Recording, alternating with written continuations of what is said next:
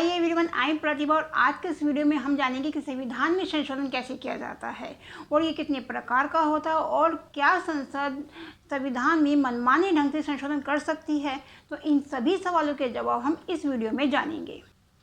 देखिए, भारतीय संविधान के पार्ट 20 में आर्टिकल 368 में संसद को ये राइट मिला हुआ है कि वो संविधान में संशोधन कर सकती है और इसी संशोधन के माध्यम से वो किसी भी प्रोविज़न को ऐड करना या उसको चेंज करना या फिर उसको हटा भी सकती है। देखिए, संविधान में संशोधन 3 प्रकार से किया जाता है। सबसे पहले संसद में साधारण बहुमत के द्वारा, दूसरा संसद में विशेष बहुमत के द्वारा और तीसरा संसद में विशेष बहुमत के साथ साथ आधे राज्यों के विधानमंडलों की सहमति होना भी उसके साथ में बहुत ज़रूरी होता है। सबसे पहले हम बात करते हैं कि साधारण बहुमत के द्वारा कोई भी संशोधन कैसे किया जाता है। देखिए, कोई भी प्रस्ताव या फिर विधेयक संसद के दोनों सदन यानी कि लोकसभा या फिर राज्यसभा इसमें पेश किया जाता है। दोनों सदनों में साधारण बहुमत के द्वारा या कह लीजिए 50% से ज़्यादा उसको वोट मिल जाता है, पारित हो जाता है, तो फिर वो संशोधन किया जा सकता है। और यहाँ पर मेन बात यह है कि ये विधेयक केवल संसद के इन दोनों सदनों यानी कि लोकसभा और राज्यसभा में ही पेश किया जा सकता है, राज्य के विधानमंडल में नहीं। अब इस साधारण बहुमत के द्वारा कौन कौन से संशोधन किए जाते हैं, जैसे नए राज्यों का गठन करना है, उनका निर्माण करना है या फिर नामों में चेंज करना है। इसके अलावा नागरिकता से संबंधित तो ये सभी जो संशोधन हैं वो साधारण बहुमत से संभव हो जाते हैं, लेकिन ये आर्टिकल 368 में नहीं आते हैं। बाकी के दोनों जो संशोधन करने के तरीके हैं वो आर्टिकल 368 में आते हैं। तो अब बात करते हैं कि संसद में विशेष बहुमत के द्वारा कोई भी संशोधन कैसे किया जाता है।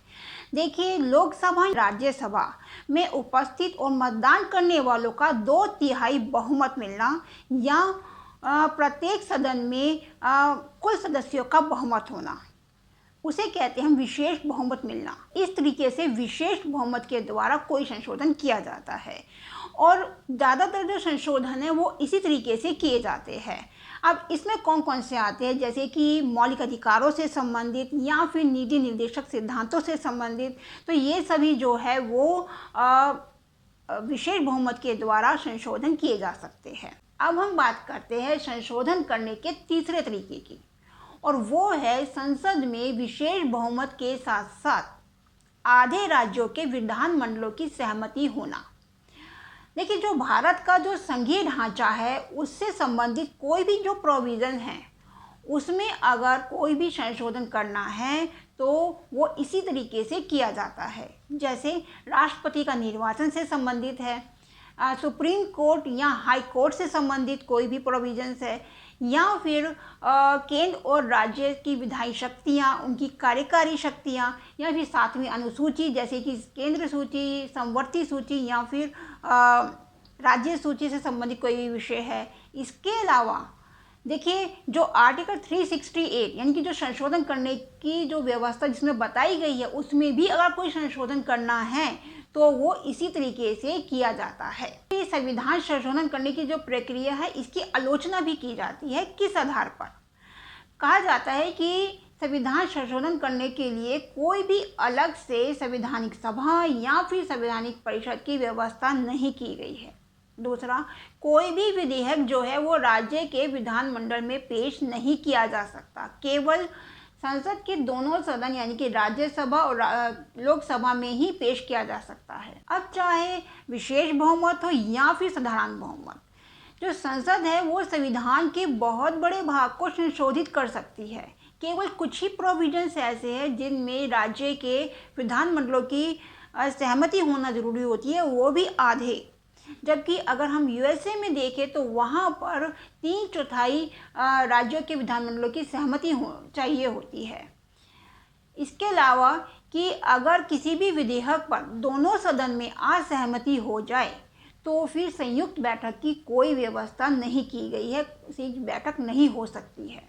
देखिए, इन सभी संशोधनों को जानने के बाद जो हमारा भारतीय संविधान है वो ब्रिटेन के संविधान की तरह से ना तो ज़्यादा लचीला है कि जब चाहे उसके अंदर संशोधन किया जा सके, और ना ही अमेरिका के संविधान की तरह से कठोर है कि कोई भी संशोधन करने के लिए विशेष बहुमत के साथ साथ 3/4 राज्य के विधानमंडलों की सहमति होना जरूरी हो।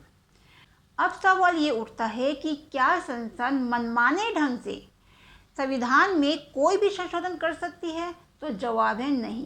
देखिए, सुप्रीम कोर्ट ने केशवानंद भारती बनाम केरल राज्य में एक ऐतिहासिक फैसला सुनाया था, जिसमें ये कहा था कि जो संसद है वो संविधान में संशोधन तो कर सकती है, लेकिन उसके मूल ढांचे में वो संशोधन नहीं कर सकती है।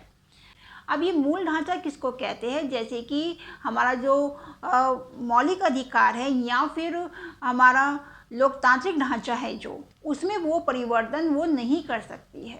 भारतीय संविधान में न्यायपालिका को सबसे ऊपर रखा गया है। सर्वोच्च न्यायालय के पास में न्यायिक समीक्षा करने का अधिकार उसको दिया गया है, और वो संसद के बनाए गए कानूनों को संवैधानिक, असंवैधानिक या फिर अवैध घोषित कर सकती है। तो इस तरह से भारतीय संविधान में संशोधन करने की व्यवस्था की गई है।